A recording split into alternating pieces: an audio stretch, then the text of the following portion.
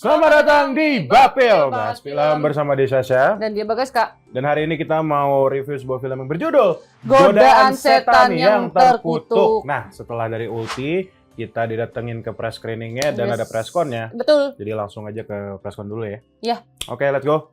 Godaan Setan yang Terkutuk.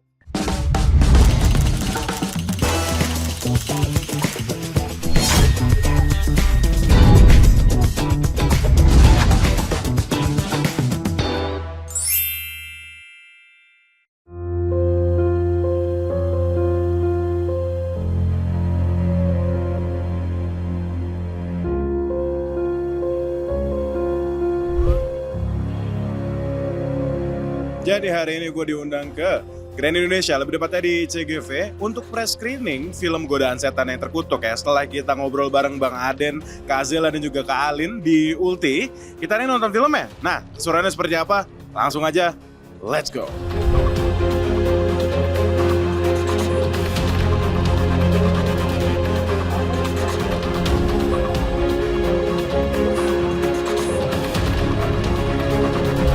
Emang pas lagi scene-scene menjadi setan dan kesurupan, emang kalau secara teknis ya di situ sih tantangannya, apalagi pertama kali untuk bisa menjadi sosok setan itu aku harus datang 2-3 jam lebih awal karena full prosesnya bukan cuma di muka tapi tangan dan juga kaki gitu. Dan selama proses apalagi ada juga action sama Mas Doni dan lain-lain itu, aku walaupun action dan berantem ada yang di sling lain-lain, aku tetap pakai soft lens putih yang jadi aku nggak bisa lihat apa-apa sebenarnya. Itu juga tantangan. Memang ini adalah konflik terberatnya Ustadz Ahmad, karena Ustadz Ahmad dia mempunyai fungsi sebagai Ustadz Ruqyah di lingkungannya, dan dia juga berperan sebagai ayah, sebagai bapak dalam keluarganya Ustadz Ahmad. Dan Ustadz Ahmad itu punya kendala tentang keuangan, tentang materi, di mana Ustadz Ahmad ini belum bisa mencukupi kebutuhan seluruh kebutuhan dari keluarganya, dan itu adalah titik awal dari kerusakan keluarganya Ustadz Ahmad di dalam film ini, karena jalan itu, pintu itu yang dimanfaatkan oleh iblis untuk menggoda istrinya, untuk menghancurkan anak-anaknya, dan akhirnya menghancurkan ketakwaan, dan Ustadz Ahmad berhasil dikalahkan oleh iblis yang menjadi rival utamanya dari Ustadz Ahmad. Pas sekolah ya? Kalau aku scene yang pas di sekolah yang aku udah mulai berontak sih. Dan itu menurut aku seru banget dan aku bisa ngelakuin dua kepribadian, yaitu si Naila yang baik sama Naila yang jahat. Kalau aku ada 2 scene yang dimana kita lagi ada tusuk-tusukan satu keluarga itu, sama yang scene akhir itu yang dimana aku harus mengkarakterkan setan juga, sama di situ aku harus mengeluarkan rasa sedih aku karena aku tinggal sendiri dan bapak udah masuk penjara, dan itu sangat sedih banget sih. Kita latihan dulu di Bekasi kalau nggak salah tempatnya, kayak apa buat dibanting-banting. Ada workshopnya dulu kita.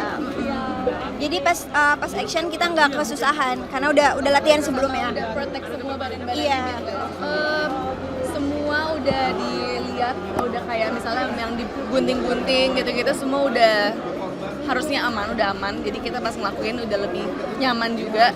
Terus juga kita udah latihan adegannya, kita udah latihan di videoin juga. Jadi kita udah tahu nih nanti pas selama syuting gimana, kita tinggal lihat videonya. Oh iya, kita waktu itu kayak gini, kita ulangin lagi koreografinya gitu. Iya. Bermain-mainan dengan properti darah itu gimana sih experience? Aku seru banget sih karena kayak mandi darah gitu.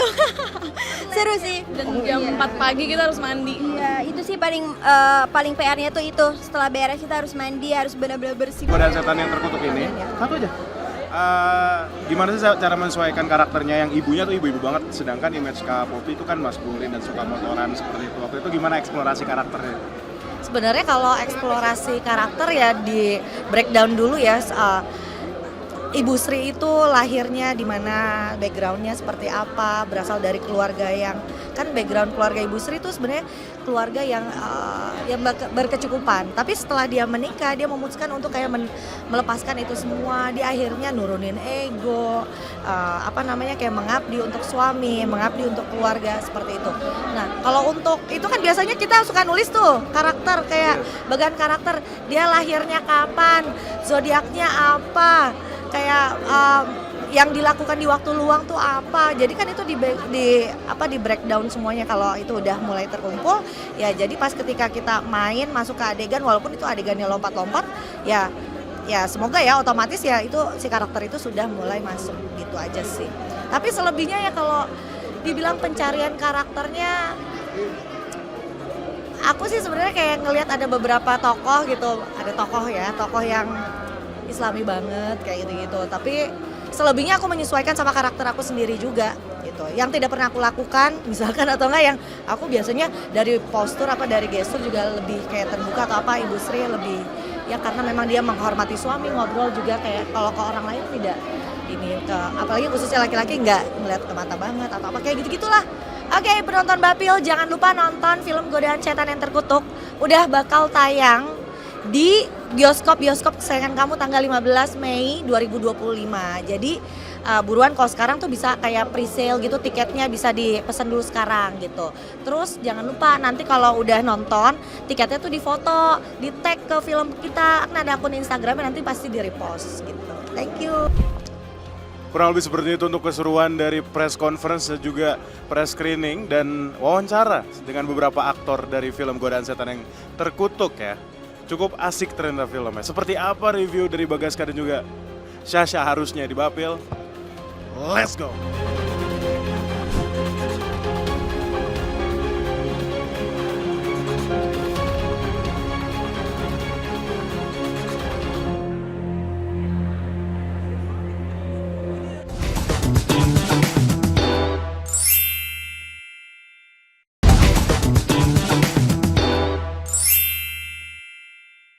Allah Akbar.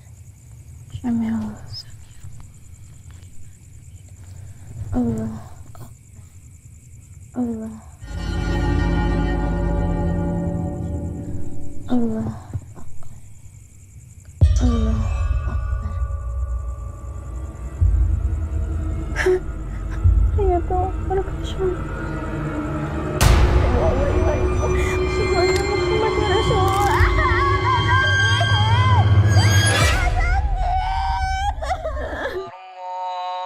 Bagaimana merusak iman keluarga orang-orang yang bertakwa? Lalu iblis menjawab, rusak dulu ibunya. Beri dia rasa lelah yang bertubi-tubi.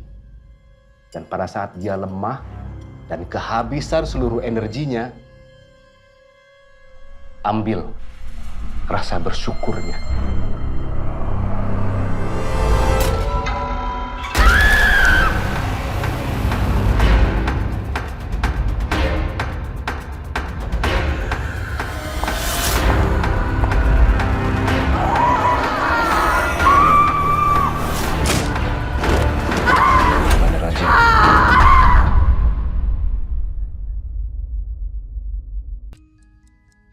Ustadz Ahmad mesti menghadapi tantangan terbesar dalam hidupnya, yaitu meruqyah keluarganya sendiri.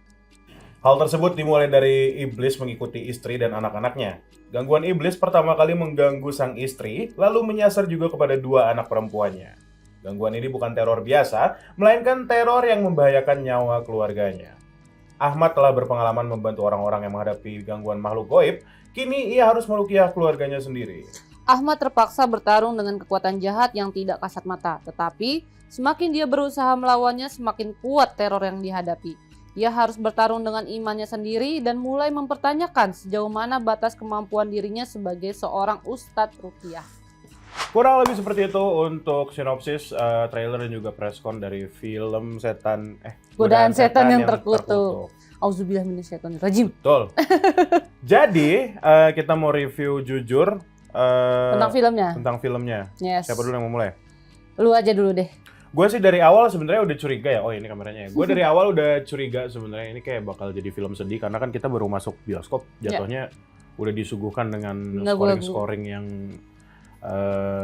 string seperti itu, dan memang lagu tersebut muncul terus dalam filmnya berkali-kali. Biasanya pas lagi momen-momen mengharukan, momen-momen menjadikan, seseorang yang kehilangan.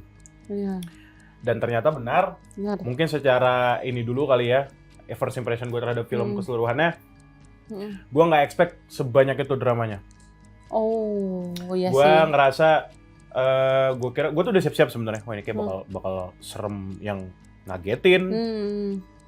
Ternyata enggak. Maksud gue, apakah itu hal yang baik atau buruk? Ya, Tergantung. gue pun sebenarnya juga agak bingung sih. Iya, iya. Ya tergantung. Tapi kalau misalnya lu nanya ke gue seorang Bagaska itu hal yang baik atau buruk, gue juga bingung kayak bayang nggak ya? Karena belakangan ini gue nonton film horor yang diundang ke press screening semuanya juga, itu baru mulai udah dar-dar-dor. Iya, Ini kenapa enggak. ya? Oh, ini enggak ya? Ini enggak.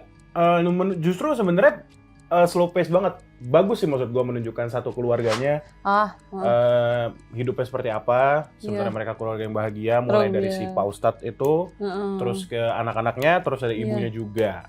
Dan masing-masing karakter punya struggle yang masing-masing. Betul. Seperti ibunya yang selling, dia jual Iya, dia punya toko baju muslim. toko bahan ya. Toko baju muslim. Toko baju ya. Ya toko baju yang sellingnya lagi turun. Si Yasmin yang gak bisa bayar untuk Yasmin.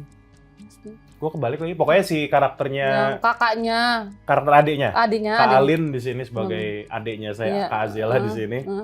Yang gak bisa bayar, Nggak bisa bayar. untuk ujian. Terus juga si Azela yang struggle-nya sebenarnya, nah itu yang Agak dibuat ya. Itu nanti gue bahas lah. Jadi sebenarnya sih secara apa sih karakternya, masalah itu punya gue karakter masing-masing oke. Nah kalau saya gimana? Gue setuju sih sama lu itu yang mereka punya masalah sama masing-masing tokoh punya masalah, tapi gue nggak suka penggambaran karakter Ustadz di sini sih kayak namanya gue agak nggak ini sih dari penulisan skrip sih kayak tanpa menjatuhkan ya, maksudnya kayak lu boleh apa sih berserah sama Tuhan tapi lu harus berusaha gitu. Gue tuh gregetan di situ kenapa penggambaran Ustadz di sini kelihatan seseorang yang nggak bisa berusaha untuk mencukupi keluarganya kayak gitu. Cuman bergantung sama yaudah kita berserah aja Pada aja. Tuhan, pada Iya, Allah. padahal kan Allah aja ngasih tahu kan kalau kita yang nggak berubah dia nggak akan merubah nasib kita kan. Kayak gitu maksud gue kayak gimana gitu. Gue pas baru penggambaran sadar Ustadznya. sebenarnya sih jatuhnya karena mungkin itu yang berusaha untuk disampaikan juga mungkin ya. Iya. Gue nggak tahu sih karena memang iya seperti itu sih. Dia tuh Pak Ustadz di sini bekerja sebagai ikhlas seikhlasnya gitu loh, dibayar nggak mau bener-bener nolak padahal dia lagi butuh banget untuk biaya ini, by the way spoiler review, untuk biaya si anaknya ini yang untuk ganti iPhone. Ibunya juga lagi ya kekurangan ekonomi basically. Iya benar. Ya sebenarnya ya dari karakter Pak Ustadz. Walaupun kalau sebenarnya dari karakter itu yang tadi gue jelasin ya, maksudnya gue sukanya adalah masing-masing punya struggle-nya, walaupun ada beberapa karakter yang kayak dibuat-buat secara masalah tadi kayak si karakternya si Kak Azela di sini. Naila ya, oh ya Naila. Iya bener yang satu Yasmin bener berarti. Adiknya Yasmin ya. Naila yang kayak tiba-tiba tabrakan sama teman sekelasnya Mean Girls itu yang dideketin sama cowok bla bla bla. Itu menurut gue emang agak-agak sebenarnya satu hal yang menurut gue agak kurang stroke di gue adalah acting di sekolah sih. Iya sama karena lagi. Awalnya sebenarnya gue udah kayak oh ini oke lah, maksud gue acting layar lebar. Terus pas masuk ke sekolah kayak kok tiba-tiba gue kayak nonton FTV ya. Iya lagi. Itu terutama yang di sekolah doang sih. Sekolah doang. Sisanya sih aman lah. Sisanya aman, cuman yang pas di sekolah memang nggak tahu ya, mungkin dari penggambaran skripnya juga kali ya. Yang di sekolah itu kayak terlalu dipaksakan untuk ada masalah di dalamnya kayak gitu. Kayak padahal gue berharap akan ada adegan-adegan pembulian gitu loh. Iya. Sama 3 geng girls itu. Gue berharap ada pembulian yang kayak dia dipojokin atau gimana kayak gitu-gitu loh. Oke, maksudnya mungkin lu merasa bisa kayak dieksplor lagi secara action yang ada di sekolah. Rasanya kayak terlalu cepet ya. Iya terlalu cepet bagi sekolah. Yang ada di sekolah terlalu cepet. Kayak apa sih ini dibuat-buat aja sih. Ya tapi maksud gue selain itu pun sebenarnya jangan lupakan juga bahwa ini sebenarnya film action. Iya ada actionnya. Film action horror yang sebenarnya satu hal sih, maksudnya gue sangat terhibur ya. Gue sebagai bukan penikmat lebih tepatnya, gue bukan penikmat horor sih, jadi kayak gue nonton action nih hari ini bukan horor. Ya sebenarnya sih buat gue ya good thing. Cuma sayangnya satu kurang ini kali ya, kurang explore angle action. Itu yang gue ngerasain. Walaupun sebenarnya secara action apa sebutannya? Secara koreografi, oke, seru Oke banget, seru banget. Seru banget. Bahkan ada satu shot yang gue suka banget loh jatuhnya. Mungkin teman-teman ada yang ingat pas lagi adegan berantem, gue lupa yang mana. Yang pas di rumahnya si itu nggak sih yang tuan tanah yang bos Majikan, itu? Majikan. si Pak Timur. Pak Kalau Timur ya. Kalau nggak salah sih iya. Pokoknya shotnya itu adalah lu berantem, tapi lu cuma nunjukin bayangannya doang. Oh. Itu gue lupa, jujur banget gue lupa di adegan yang mana. Taruh. Coba gue ingat. Kayaknya di Pak Timur. Iya Pak Timur. Iya benar. Iya kan? Yang bayangannya doang kan? Iya.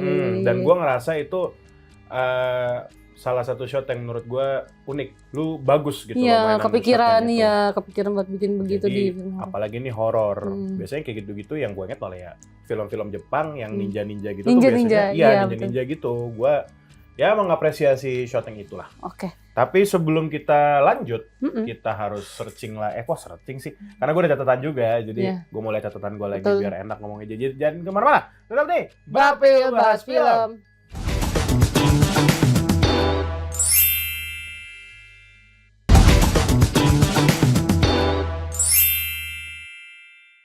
Kembali lagi di Bapil Bahas Film. Masih di Godaan Setan yang Terkutuk. Nah, tadi gue pengen lanjut. Gue dulu boleh?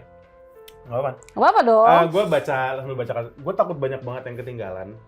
Yang gue suka ada satu sih. Tadi kan ngomongin action kali kayak ada satu. Kalau nggak salah yang di rumah Pak Timur juga, itu kayak tiba-tiba ngezoom ke kepalanya. Secara tiba-tiba zoom in, zoom out gitu, zoom in, zoom out. Itu gue rasa bisa diganti pakai angle lain misalnya atau apa. Atau movement atau even dijadiin one shot aja bisa kali kayaknya itu daripada kayak zoom in, zoom out. Gue nulis apa lagi? Oh, ada satu adegan sebenarnya di luar action.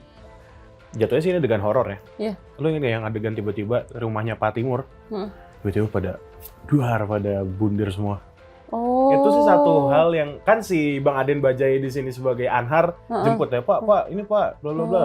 Dijemput mulu by the way. Iya, dijemput mulu ya. Dijemput mulu by the way Pak Ustadz, dan si Anhar nih tahu gitu loh keberadaan Pak Ustadz lagi mana gitu. Iya. Pak, ini Pak gitu loh. Terus pas di ini udah ada ambulans kan di luar rumahnya. Iya, betul. Terus masuk kayak reveal udah pada matinya itu menurut gue bikin gue kayak kaget lah. Iya. Secara mise en scène yang ada di situ tuh oke menurut gue.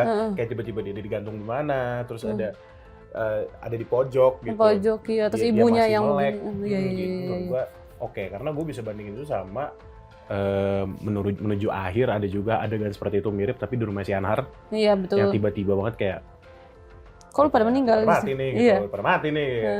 Ya udah aja menurut gue dan akhirnya kan si Anhar kayak cerita. Itu satu hal yang menurut gue agak-agak flashback throwback gitu kan. Sebenarnya saya bla bla bla, saya sudah tahu ini sudah bersekongkol dengan iblis bla bla bla. Menurut gue kayaknya bisa dieksplor lagi di bagian situ. Kayaknya tapi menurut tuh kebaca nggak sih? Apa? Ceritanya di sini. Menurut gue sih jujur ya pas menuju ke rumah Pak Timur tuh udah kebaca kalau ini orang ada bersengkongkol sama makhluk halus sama setan gitu.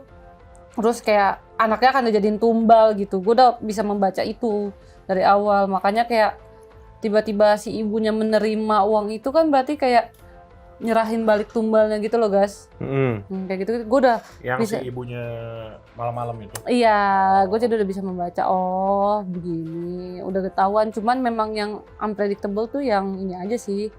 Yang tiba-tiba ibunya mulai kerasukan duluan gitu setelah itu meninggal kan. Oke. Gue jadi inget lu ngomong ibunya kerasukan, sebenarnya ada satu hal yang oke menurut gue dari ending ya. Tapi sebelum itu gue tadi pengen komen tentang sebelum tadi lu ngomongin tentang ending, ada satu hal yang menurut gue oke, tapi ada satu hal lagi yang menurut gue agak janggal, yaitu bukan janggal juga sih, cuma ya mungkin penulisnya agak-agak lupa.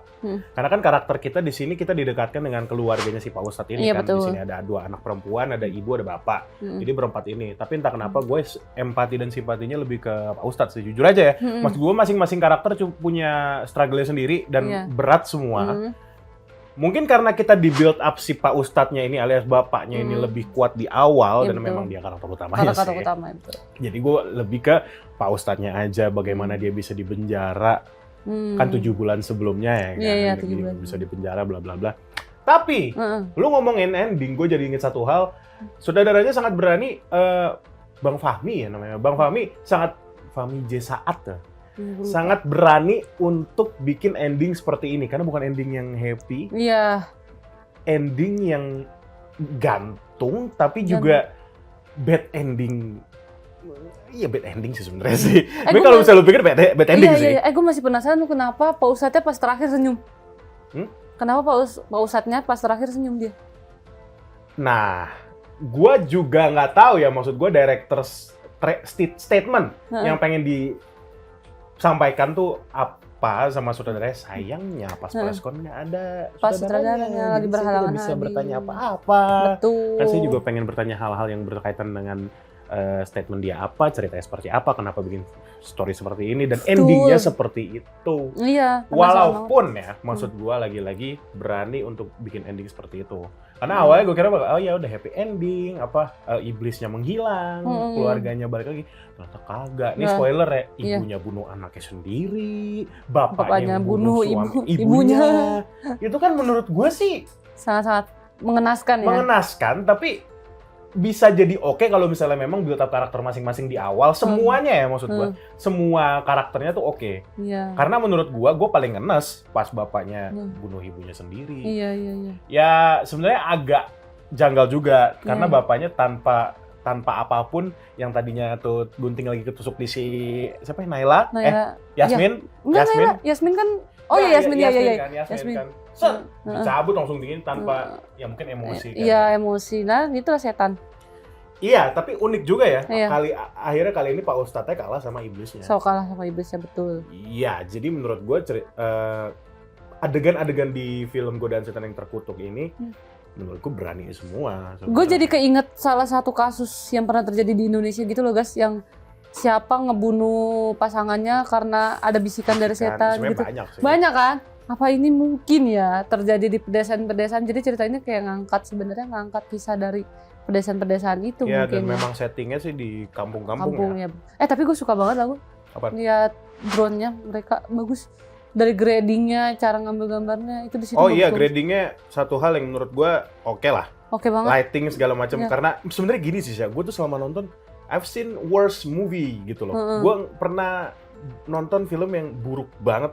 Jadi menurut gue film ini sangat aman sebenarnya. Iya, aman banget. Aman banget gitu loh dibanding film yang pernah saya tonton dan itu jelek banget. Ya kan? Sama lu gak sih? Nah.